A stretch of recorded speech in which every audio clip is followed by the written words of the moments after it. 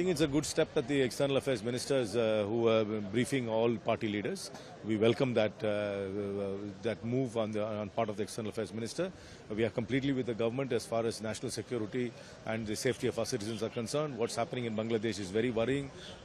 It's not just, we can't just say that it's merely a toppling of an unpopular government. It seems to be something more deeper than that. The safety of our citizens, the safety of our borders is very, very important.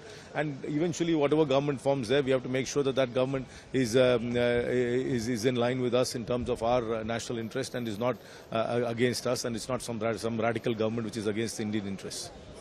I think it's a good step that the External Affairs Ministers who are briefing all party leaders. We welcome that move on part of the External Affairs Minister. We are completely with the government as far as national security and the safety of our citizens are concerned. What's happening in Bangladesh is very worrying.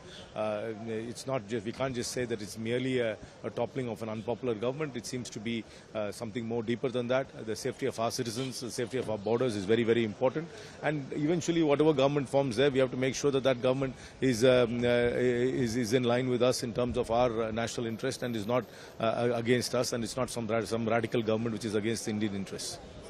I think it's a good step that the External Affairs Ministers who are briefing all party leaders. We welcome that move on part of the External Affairs Minister. We are completely with the government as far as national security and the safety of our citizens are concerned. What's happening in Bangladesh is very worrying. It's not just, we can't just say that it's merely a toppling of an unpopular government. It seems to be something more deeper than that. The safety of our citizens, the safety of our borders is very, very important.